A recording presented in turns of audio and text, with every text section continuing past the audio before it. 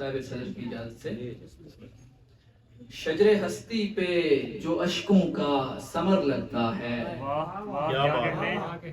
شجر ہستی پہ جو اشکوں کا ثمر لگتا ہے، موسم ہجر کی تلخی کا اثر لگتا ہے۔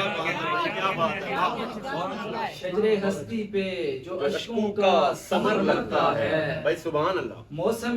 ہجر کی تلخی کا اثر لگتا ہے، اور دل کو تسکین ملی جب سے ملا ہوں اس سے،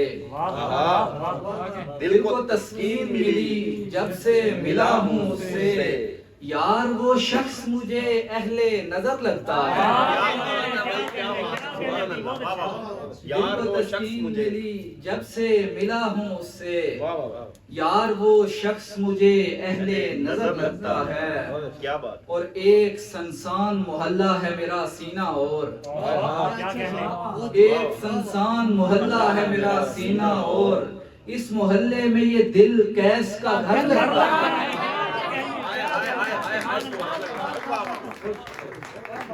ایک سنسان محلہ ہے میرا سینہ، اور اس محلے میں یہ دل کیس کا گھر لگتا ہے، اور جھک کے چلتا ہوں تو کمزور نہ سمجھو مجھ کو، کیا بات، جھک کے چلتا ہوں تو کمزور نہ سمجھو مجھ کو، شاخ جھکتی ہے وہی جس پہ ثمر لگتا ہے۔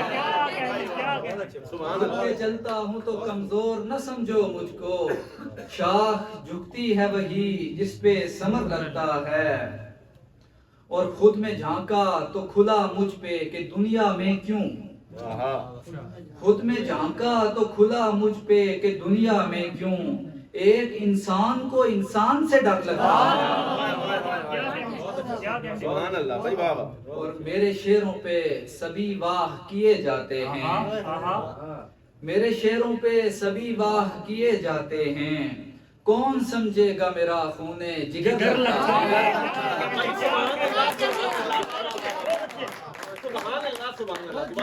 میرے شعروں پہ میرے شعروں پہ سبھی واہ کیے جاتے ہیں، کون سمجھے گا میرا خون جگر لگتا ہے۔ مقطع ارشاد ہے اس غزل کا کہ جنگ جیتو گے عدیل اس سے وفا کی کیسے،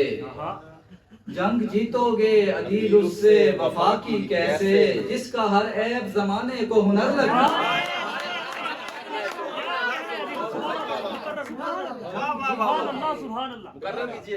جنگ جیتو گے عدیل اس سے وفا کی کیسے، جس کا ہر عیب زمانے کو ہنر لگتا ہے۔ اور ایک قطع عرض ہے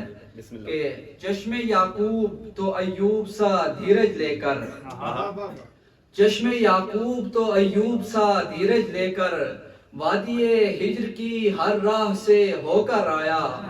اور ایک مدت نہ رکھا یار نے گنتی میں مگر، آخر کار میرا پہلا ہی نمبر،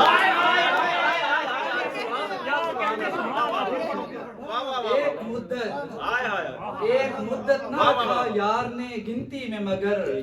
آخر کار میرا پہلا ہی نمبر آیا۔ بھائی کیا کہنے بھائی سبحان اللہ، یہ دوبارہ پڑھیں۔ چشم یعقوب تو ایوب سا دھیرج لے کر، وادی ہجر کی ہر راہ سے ہو کر آیا، ایک مدت نہ رکھا یار نے گنتی میں مگر، آخر کار میرا پہلا ہی نمبر آیا۔